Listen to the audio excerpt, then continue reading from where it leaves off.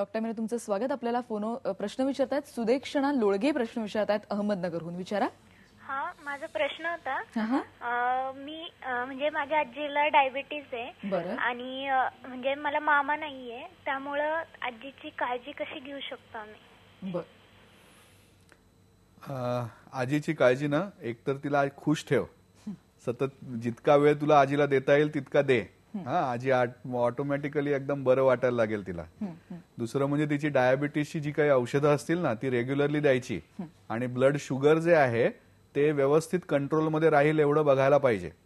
साधारणपणे सुरुवातीच्या काळामध्ये एक 15 दिवसात ब्लड शुगर केलं आणि जर ब्लड शुगर नॉर्मल रेंजमध्ये आहे असं डॉक्टरांनी सांगितलं तर व्यवस्थित राहील.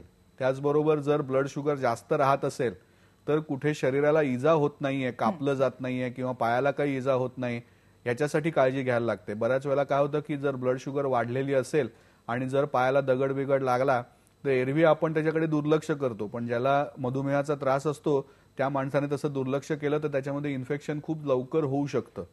म्हणून ही काळजी घ्यायची आणि आईला नेहमी आजीला घेऊन फेरफटका मारायला जायचं, म्हणजे तिचा देखील व्यायाम होईल आणि तुला देखील आजी बरोबर राहायला आवडेल. डॉक्टर, आणि सर्वात महत्त्वाचं आणि आपल्याकडे वेळ अगदी कमी आहे, पण जसं आपण म्हणतो की ज्येष्ठ नागरिकांनी संघटित होणं खूप गरजेचं आहे, त्याच्याविषयी अगदी छोटी टिप मला काय द्या? बघा, सर्वात महत्त्वाची गोष्ट म्हणजे ज्येष्ठ नागरिकांना आज शहरांमध्ये किंवा गावांमध्ये बऱ्याच अडचणी येतात. म्हणजे समजा मला कुठे मार्केटमध्ये जायचं असेल तरी देखील जिना चढायला लागतो, उतरायला लागतो. पिक्चर बघायला जायचं असेल तरी देखील जिने असतात, ते मला चढता येतील की नाही सांगता येत नाही. आणि म्हणून इच्छा असताना सुद्धा बऱ्याच गोष्टी आपल्याला करता येत नाहीत. शिक्षणाची संधी जी आहे ती नाही, अर्थार्जनाची संधी आहे ती वृद्धांना मिळत नाही, ज्येष्ठ नागरिकांना मिळत नाही. आणि म्हणून कुठेतरी हे ज्येष्ठ नागरिक जे आहेत ते अंगामध्ये कुवत असून सुद्धा ते कुठेतरी मेन समाजापासून दूर दूर जायला लागतात. आणि हे दूर दूर जायला लागले की मग त्यांच्या शारीरिक समस्या, मानसिक समस्या ज्या आहेत त्या त्यांना खायला लागतात. ह्या ज्येष्ठ नागरिकांची संख्या आता इतक्या मोठ्या प्रमाणात वाढणार आहे की असे ॲबिलिटी असलेले, क्षमता असलेले ज्येष्ठ नागरिक काहीही करत नाहीयेत समाजामध्ये उपयुक्त असं आपल्यासारख्या देशाला चालणारं नाही.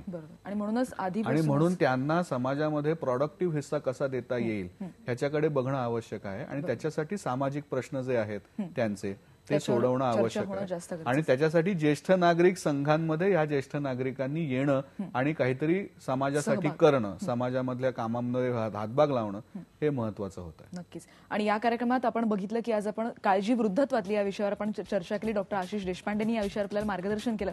डॉक्टर, खूप खूप आभार. आणि त्यांनी सांगितलेल्या सगळ्यात छोट्या गोष्टी आहेत. मुळात ज्येष्ठ नागरिकांनी संघटित होणं ही जी महत्वाची गोष्ट त्यांनी सांगितली आहे त्याचा तुम्ही नक्की विचार करा.